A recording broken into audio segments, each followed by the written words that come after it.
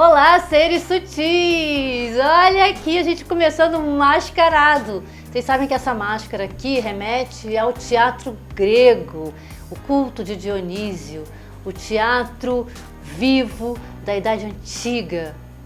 E o que tem a ver com o vídeo de hoje? No vídeo de hoje a gente vai falar sobre os gatinhos e a sua relação na Idade Média. Denise, você não estava falando de Dionísio, agora você está falando de Idade Média? Pois é, minha gente, a Idade Média é um período que vem logo em seguida da Idade Antiga e que a cultura que começa a se espraiar pelo mundo é por meio do monopólio da Igreja Católica.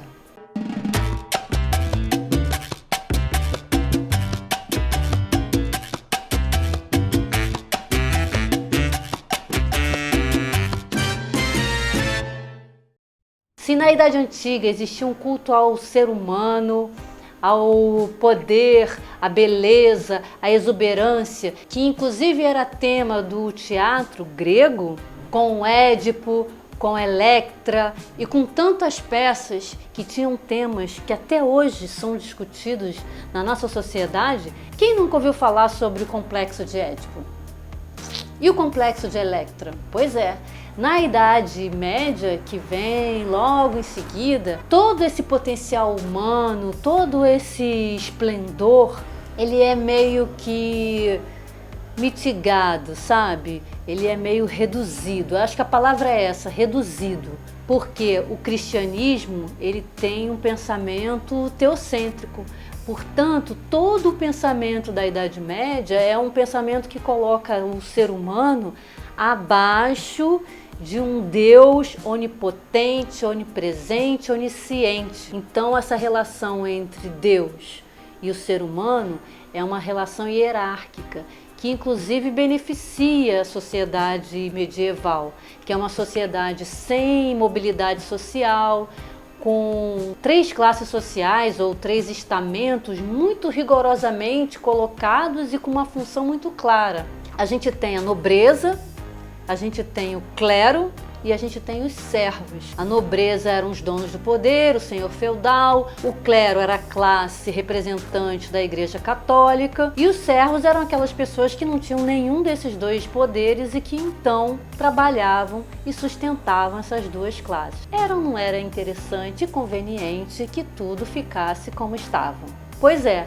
Com o tempo, a Igreja Católica se instaurou com o final do Império Romano do Ocidente e dominou o pensamento num período que durou quase 1000 anos, do século V até o século XV.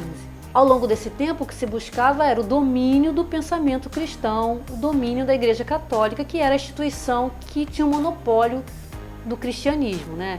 Afinal, a reforma protestante ela só vai surgir no século XVI, que é quando os dogmas da Igreja Católica foram contestados por Martinho Lutero. Mas isso é uma outra história, qualquer dia eu falo aqui.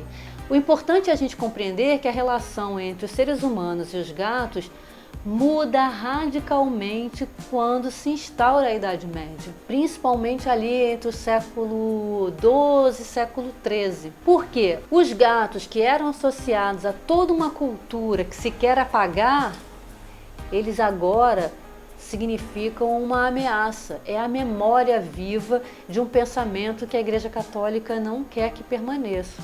Mas, Denise, você está falando mal da Igreja Católica? Denise, você não gosta da Igreja Católica? Não se trata disso, gente. Se trata de história.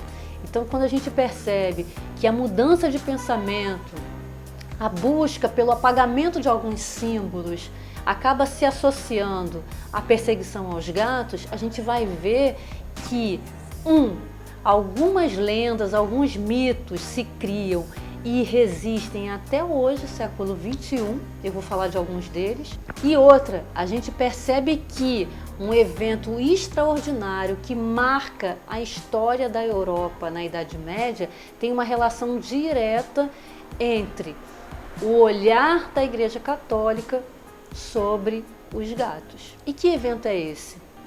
É um evento chamado a Grande Peste, ou como alguns livros ainda definem como a peste negra, que nada mais foi do que uma epidemia que dizimou 1/3 da população europeia. Essa epidemia chegou na Ásia, na África também, no Oriente, mas na Europa ela tem um peso muito grande. E por que aconteceu essa epidemia, né?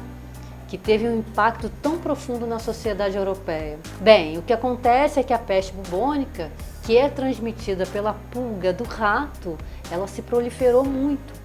Porque como os gatos tinham sido perseguidos durante alguns séculos ali na Idade Média, a população dos ratos cresceu demais. E isso foi percebido muito tempo depois de estudos e de pesquisas. Então a gente vê uma relação tão íntima entre um pensamento, entre a busca da predominância de um pensamento baseado numa ideologia, numa religião e os impactos sociais que ela pode causar. Nesse caso específico que eu estou falando aqui, essa relação está assim, aberta, explícita, sem dúvidas. Mas e no imaginário? O que ainda hoje a gente ouve as pessoas falando, tipo frases feitas, clichês, que você nem sabe, nem ela mesma sabe por que está falando, né? Tipo, gato preto dá azar, gato não gosta do dono, só gosta da casa, gato é ingrato, gato é interesseiro, gato é perverso, gato é falso. Várias frases, vários fragmentos de pensamentos que a gente nem para pensar de onde vem. Pois é, justamente algumas frases fragmentadas que a gente ouve por aí tem a ver com esse imaginário e com essa memória de tempos em que o gato foi perseguido porque ele era associado aos cultos pagãos. Eram associados a conhecimentos que escapavam ao controle, ao domínio dos donos do poder da época. No vídeo anterior eu falei assim pinceladamente sobre isso, né? Que algumas comunidades agrárias da Idade Antiga, principalmente as mulheres, tinham conhecimento sobre a natureza que eram só delas e eram passados pela tradição oral, pela história oral. Não tinha um registro, nem tinha nenhum tipo de permissão ou avalista que lhes pudesse dizer isso pode, isso não pode. Eram conhecimentos que eram passados de geração para geração e que eram livres, e que eram particulares, e que eram próprios, específicos daquelas culturas. Então eu convido vocês a pensarem sobre muitos comportamentos que nós temos que muitas vezes a gente não se pergunta de onde vem. É importante a gente saber história, é importante a gente saber a origem das coisas, dos pensamentos, dos nossos comportamentos e principalmente saber quem disseminou as ideias. É interessante para quem? Está favorecendo o poder de quem? Essas perguntas, se vocês quiserem responder aqui nos comentários, fique à vontade. Eu quero ouvir essas histórias, eu quero ler essas histórias. E eu fiz questão de falar sobre esse momento histórico porque ele ainda está muito presente na gente. Então é bom a gente pensar. Se você gostou desse vídeo, se esse conteúdo te fez pensar, refletir, despertar, se você lembrar de alguém que possa gostar de ouvir esse conteúdo, compartilha, manda para essa pessoa.